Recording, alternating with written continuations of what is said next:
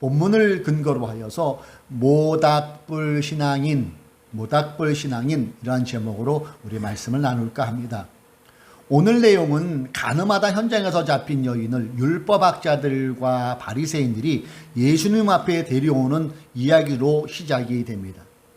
여러분은 어떠세요? 본문을 우리가 읽으시면서 그려지고 있는 예수님의 이 모습에서 어떤 생각이 드시나요? 저는 개인적으로 든 생각이 죄는 미워하되 사람은 미워하지 말 것에 대한 생각을 해보았어요. 이와 더불어 상대의 흠을 잡으려고, 트집을 잡으려고 의도된 먼지털이식 접근은 절대 금물이겠구나라는 생각을 해보았습니다. 율법학자들과 바리새인들은 가늠 현장에서 잡혀온 여인을 사람들 앞에서 가운데 세운 채 예수님을 공경에 빠뜨릴 의도를 가지고 이렇게 질문을 하는 게 4절과 5절에 나오죠. 예수께서 말하였다. 선생님, 이 여자가 간음을 하다가 현장에서 잡혔습니다. 모세는 율법에 이른 여자들을 돌로 쳐 죽이라고 우리에게 명령하였습니다. 그런데 선생님은 뭐라고 하시겠습니까? 예수님을 공경에 빠뜨리려고 하는 의도가 다분히 보여지고 있어요. 저들의 이야기를 다 듣고 난 주님의 행동을 여러분 한번 눈여겨보세요. 주님께서 몸을 굽히셔서 손가락으로 땅에 무엇인가를 썼다고 6절에 나오는데 그 내용이 뭔지는 성경은 침묵하고 있어요. 뭔가를 쓰고 손을 턱 털면서 일어난도 저희에게 이렇게 말씀하시는 거죠. 너희 가운데서 죄 없는 사람이 먼저 이 저에게 돌을 던져라. 주님의 이 말씀에 순간 멍해지는 거예요. 바리새인과 또 율법학자들, 그 주변에 있는 사람들이 이렇게 잠시 침묵이 이어질 때 저들의 동정을 살핀 예수님이 다시 몸을 굽혀서 땅에 또 뭔가를 쓰십니다. 이때 율법학자들과 바리새인들이 자리를 떠나고 이어서 사람들도 하나둘 자리를 떠났다고 성경은 기록하고 있어요. 나중에 남게 된 것은 예수님과 가늠하다 현장에서 잡힌 그 여자 두 사람만 남게 되지요. 혹자는 이 부분을 이렇게 해석하는데 일리가 있다고 저는 생각했어요. 주님께서 땅에 무엇을 썼냐면 맨 처음에 지금부터 너희들의 죄를 이름까지 하나씩 떼면서 쓰겠다. 그렇게 하고 다 일어나셨다는 거예요. 순간 율법학자들과 바리새인들, 예수님께 누명을 쓰고자 했던 그 사람들이 뜨끔했겠죠. 그래도 자리를 안 떠요. 그랬더니 주님이 다시 한번 딱 앉더니 진짜로 쓰는 거예요. 아무개 횡령 얼마 했음 몇 날 며칠까지 쓰는 거예요. 그리고 또 다른 사람 아무개 몇 날 며칠 간음했음 또 쓰는 거예요. 그리고 또 아무개 몇 날 며칠 뭐뭐뭐 율법을 어겼음. 이것을 나이 순서대로 쭉 써내려갔다는 거예요. 그나마 저들에게 다행인 것은 그 자리에 모인 대다수의 군중들이 문맹이라는 거예요. 글씨를 못 알아본 게 다행이겠죠.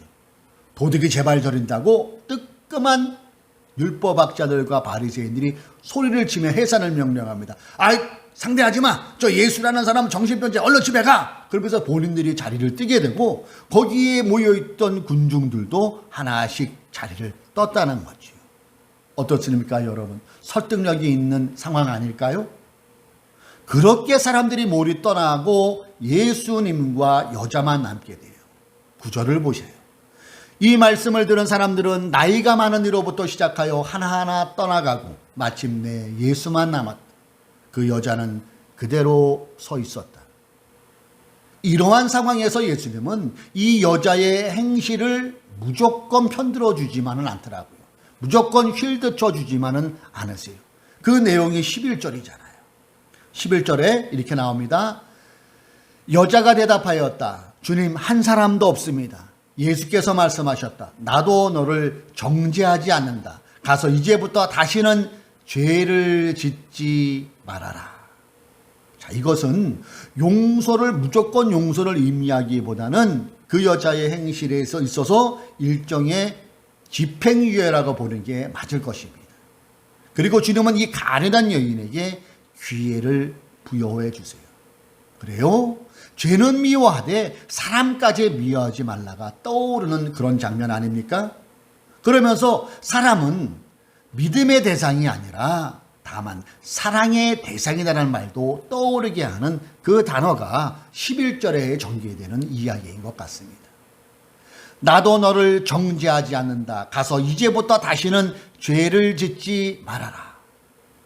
이 말씀에서 저는 예수 믿는 사람은 생계를 이어감에 있어서 죄를 짓기에 조장하는 사회의 악에 물들으면 안 되겠구나 하는 그런 생각을 해보았어요. 신앙인 또한 우리들도 예수 믿는 우리들 또한 직업을 갖잖아요. 그런데 그 직업 속에서 이미 형성되어져 버린 사회의 악에 함몰되거나 끌려가서는 안 된다는 것을 예수님과 이 여인의 그 열악한 상황 속에서 붙잡혀 나온 그 상황 속에서 생각해 볼 수 있다는 거예요.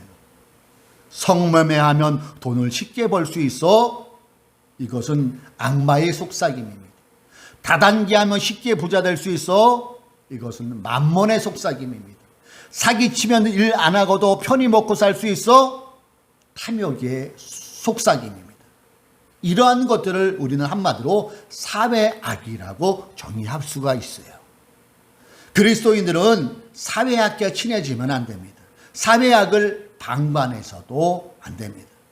그렇습니다. 본문 11절에서 주님이 말씀하시는 다시는 죄를 범하지 말라를 오늘의 삶에 우리에게 적용한다면은 사회악에 동참하지 말라는 것으로 받아들일 수 있다는 것이지. 사회악, 이것은 우리가 사는 지금뿐만 아니라 예수님 당시에도 흥행했었어요. 예수님 당시 팔레스타인 지역은 로마 제국이 그 팔레스타인을 식문지하는 이유로 가난이 점점 뚜렷하게 나타나기 시작했습니다. 예루살렘의 당시에는 예루살렘의 이 중심으로 해서 로마의 학정이 너무나도 심했고 심한 세금까지 부과하는 상황이었어요. 그래서 예수님을 살 그 당시에는 예루살렘에 약 18,000명 정도의 노동자가 있었다고 하는데요. 이들은 거의 피폐하지만 계속 착취만 당하는 그런 변두리 인생으로 살아야 하는 상황이었어요. 이러한 유대사회 구조 속에서 여성은 어땠을까요? 제일 약자에 처한 위치였어요. 사람 취급도 못 받는 그저 자선을 이어주는 번식도구 또는 남성들의 욕구를 채워주는 도구에 불과한 게 당시 여성들의 삶이었어요.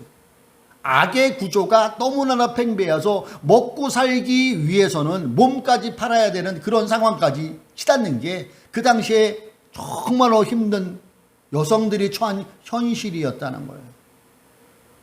우리나라도 여러분, 제 기억으로는 80년대 제가 중고등학교 다닐 때 이 연예인들이 갑자기 안 나오는 경우가 있었어요.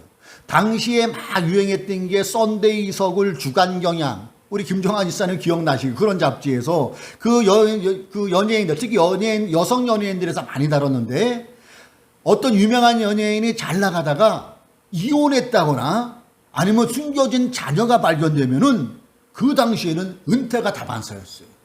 이만큼 여자에게 이 인권이라는 게 보호를 못 받은 그런 시대가 있었어요.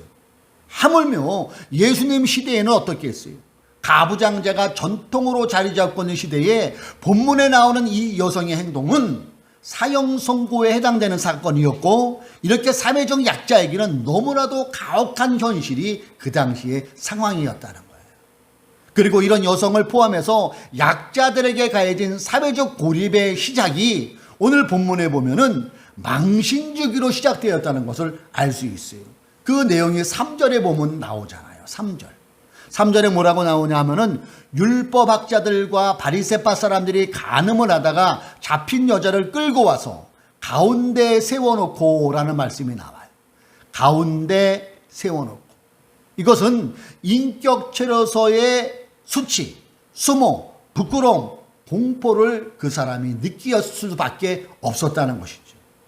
그런데 문제는 그때나 지금이나 모양과 문화의 차이만 존재할 뿐이지 다를 뿐이지 여전히 사회적 약자는 우리 사회에 존재하고 있는데요. 이러한 사회적 약자들이 나타나는 반응 중에 하나가 은둔이더라고요. 은둔.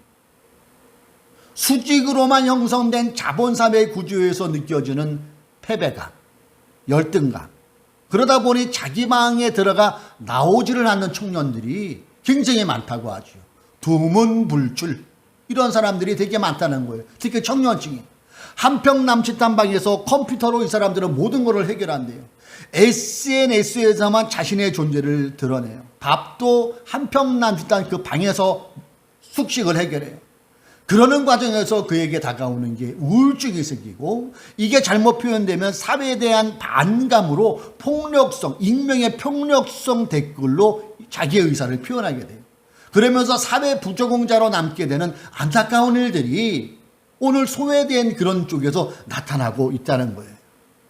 여기에는 귀한 고급 인력인 청년층들이 많은 비중을 차지하고 있어 우리 사회 경제에도 악영향을 끼치고 있다는 것을 제가 얼마 전에 보도를 통해 본 적이 있습니다. 지난 주간에는 우리가 설날 주간으로 지냈죠. 설이 뭡니까? 추석과 함께 오느라 2대 명절이잖아요. 명절을 맞이해 즐거운 마음으로 귀성길에 오르는 사람들도 많이 있었어요. 그러나 그 많은 사람들 중 이면에는 가고 싶어도, 보고 싶어도 못 가고 못 보는 사람들도 있었다는 것 여러분 알고 계신지요? 여건이 안 되는 거예요. 사업 실패로 보고 싶어도 가고 싶어도 마음이 안 따라줘요. 박봉에 여유가 없어서, 경제가 여유가 없어서 보고 싶어도 가고 싶어도 못 가는 사람들도 있어요.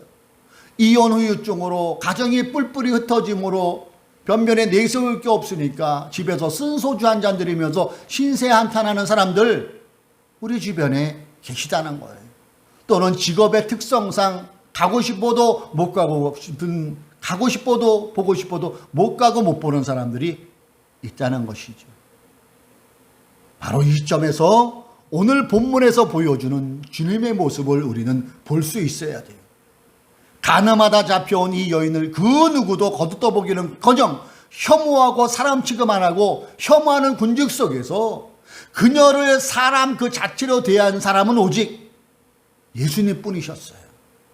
여러분, 저는 이 장면에서 따스한 주님의 시선이 제 마음에 다가옴을 느껴봤어요.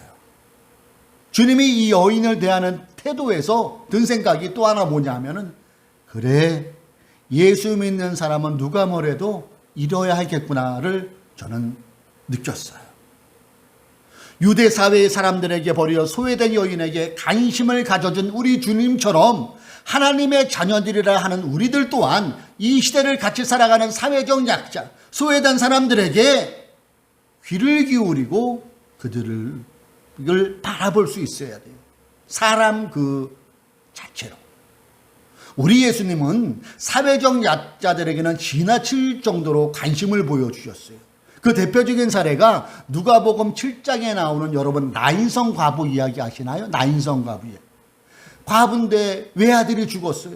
그 어머니의 마음이 어찌 힘들겠냐고요. 더군다나 여성의 몸으로 이 험악한 그 유대 사회를 어떻게 살아갈 수 있는 그 절망 속에서 아들을 장사 지내려고 그 성읍을 빠져나와서 아들의 이름을 부르면서 갈 때에 예수님이 이렇게 마주쳐요. 지나가다 봐요.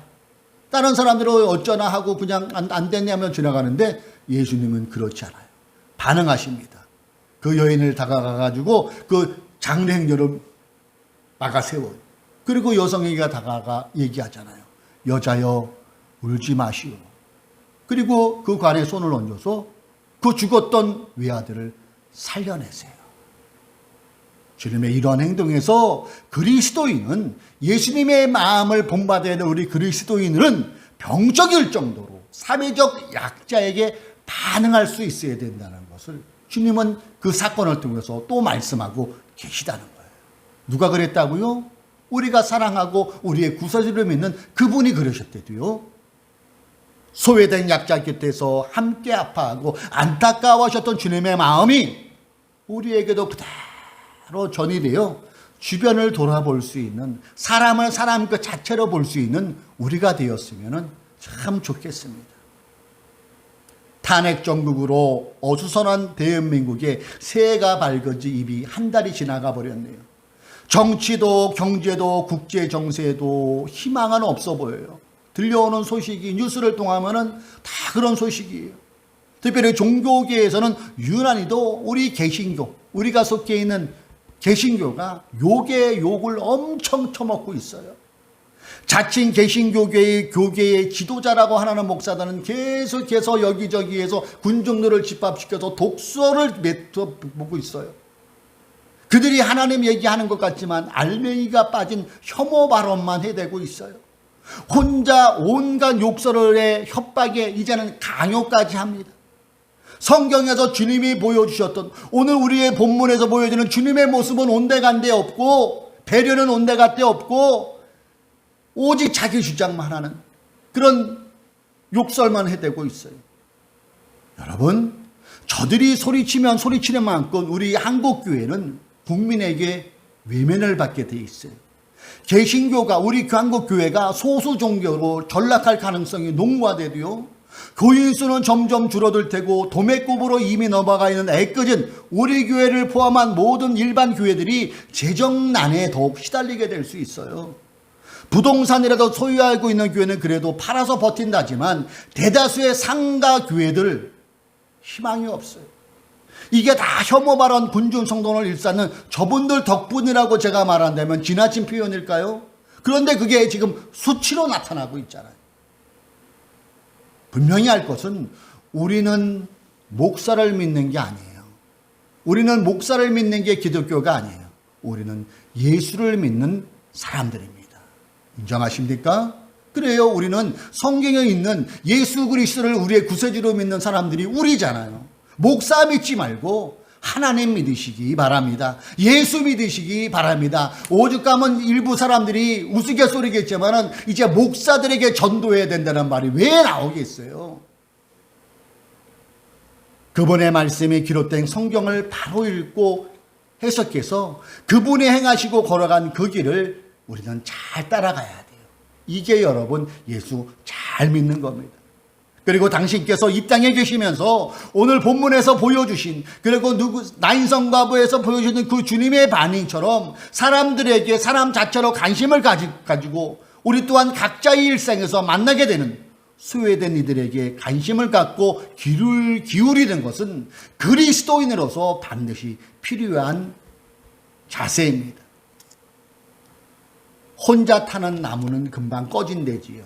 그러나 함께 타는 나무는 모닥불이 되어 주변을 따뜻하게 할 뿐 아니라 오래 간답니다. 사랑하는 하늘뜻 푸른 교회 성도 여러분, 우리 모두 주님의 마음을 본받아 일상에서 만나게 될, 앞으로도 만나게 되는 그런 소외된 곳, 소외된 사람들에게 관심을 갖고 귀를 기울일 수 있는 삶을 살아가십시다. 우리는 돈이 없어요. 도와줄 형편도 안 돼요. 그렇지만 그들에게 관심을 갖고 잠시라도 그 순간순간만이라도 고민하고 내가 어떻게 이 사람들과 나눌 수 있을까? 더 나아가 그 사람이 많이 가진 것, 조금 가진 것, 저 사람이 소외 어떤 상황인지 성향인지를 떠나서 사람 자체로 볼 수 있는 그러한 삶을 살아가시기를 주님의 이름으로 권면드립니다. 이게 예수 믿는 사람의 모습이에요. 이게 예수 잘 믿는 겁니다. 그리고 이러한 마음이 모아지면 우리가 사는 상황은 다 다르지만은 전국에 있는 사람들이, 예수 믿는 사람들이 이러한 마음이 모아지면은 그게 보이지 않는 모닥불이 될 수 있는 거예요. 그 모닥불이 되어서 각박한 세상을 따뜻하게 밝혀주는 그리스도인의 삶이 될 수가 있는 것이고, 다시 한번 말씀드리는데 이게 예수 잘 믿는 길입니다. 여러분, 우리에게는 모닥불 신앙이 있어야 돼요.